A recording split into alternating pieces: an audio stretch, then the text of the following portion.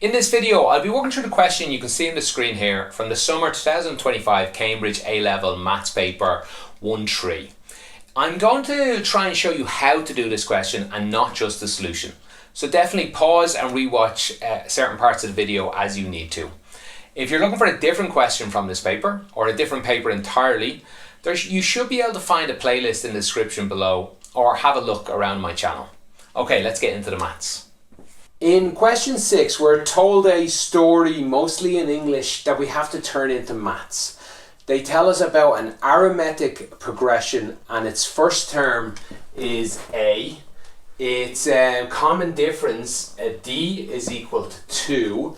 They then tell us some information. Its nth term. We write that as term number n is equal to 55. And the sum of the first 3n terms is, well, we write that first of all, the sum of 3n terms is equal to 5,760. And we're asked to find what A is and what n is, the two unknowns in this situation. Now to help us, they told us, like I think I already said, they told us it's an arithmetic progression. We know lots about arithmetic progressions. We have formulas about it. Tn is equal to A plus n minus 1 times D. We know that. We know Sn is equal to n over 2 multiplied by 2 times A plus n minus 1 times D. With these two equations, we have enough to solve this equation. If you want to pause here and try this question again from this point, it's really just about combining this and this and this to get two equations with two unknowns and solving it. So what do I mean? Tn, that's the nth term. T1, T2, T8, T whatever is here is equal to 55. So it's Tn, capital N, is equal to A plus, instead of little n, we're just putting capital N, minus 1, and instead of D, we can put 2. Two unknowns, equals 55. Two unknowns, one equation. Next equation, we could write S3n is equal, let's see, so instead of little n, we now write 3 capital N, because that's what's here. Whatever's here goes here. Divided by 2 multiplied by 2 times A plus, instead of little n, we get 3 capital N minus 1, and instead of D, we have a 2. All of that's equal to 5,760. Once again, this only has two unknowns, A and N. A and N. Two unknowns, two equations. We can solve this. It's just a simultaneous equation. It's a little messier than that, but still very solvable for you. Let's clean this one up a lot. We have a 2 outside, a divide by 2 outside, and both terms inside have a 2. So that's actually quite handy. That'll cancel across. If we multiply this 3n in, we get 3an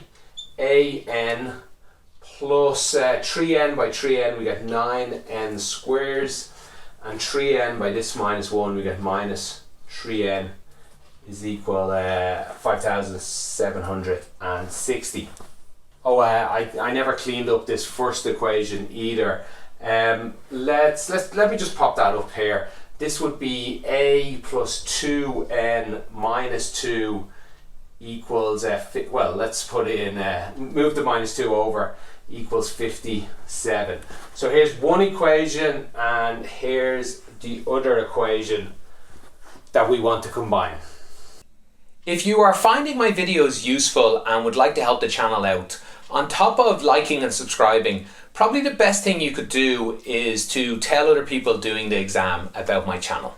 Maybe you could share this video in a class WhatsApp group.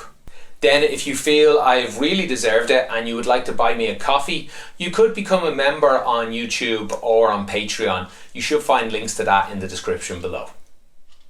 Now I feel there's probably a clever way to do this. I haven't seen it. So let me just do it a bit more of a dumb way. Take one of the equations, usually the simpler one, this one here, and rearrange it so one of the unknowns is on its own. So in this case, I would put it as A is equal 57 minus 2n. Once we get this, one of them on its own, put this information into the second equation. So let me rewrite the second one again. We have 3, but instead of A, we'd have 57 minus 2n times n. Plus 9n squared minus 3n equals 5,760. This is now one equation with one unknown. Let's clean this up. We multiply 3n into this basically. This would be 171. So 171n. This would be minus 6n squared plus 9n squared minus 3n and 7,000. I can't say this quickly for some reason. Okay, get all the n squares together. This is a quadratic. A quadratic has appeared out of this. All the n squares together, we get 3n squared. All the single n's, we get plus 168n. That's this one and this one. And then all the numbers, just move that over the equals. We got minus 5,760. Okay, hopefully 3 divides into all of them. I can see it divides into this, because it divides into 150 and then it divides into 18. So I can do that one in my head. Just put this in a calculator, this divided by 3, and sure enough it does. So what I say this was, it was 50 plus a 6, so 56. And that goes in, let me just check my notes here, 1,920. Yeah, just a standard quadratic, if a little big. You can factorize this. If you cannot do this in your head, and I do not blame you if you cannot, use the minus b formula. It's perfectly okay to use it. We would get the square root of 56 squared minus 4 times 1 times this.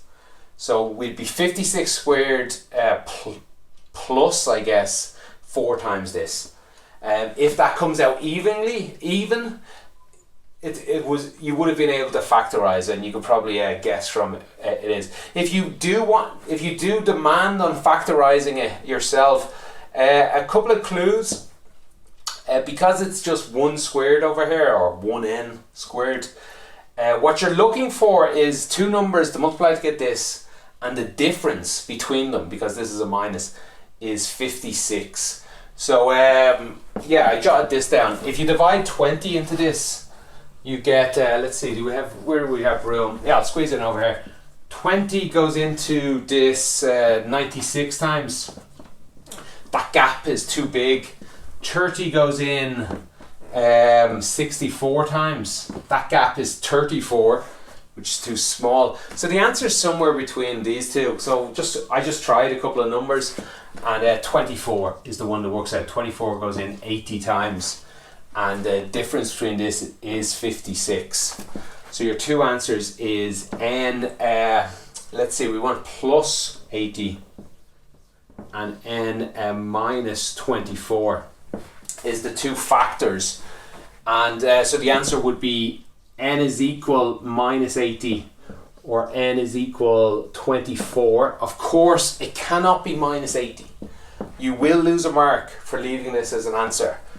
Have a think why it can't be. We're talking about progression. First number, second number, third number. You can't have a minus 80th number. It doesn't make sense in this context. You can't have a 24th number. They also want to know what A is. Yeah, we can squeeze that answer here because we have this nice formula here. A is equal to 57 take away 2 n's. So A is equal to 57 minus 48, which is equal to 9. They're your two answers. N is 24, A is equal to 9. Okay, it's getting very dark here, so hopefully you could see all of that question. If you have any follow-up questions, let me know in the comments. I'll do my best to get back to you. Thanks for watching and have a great day.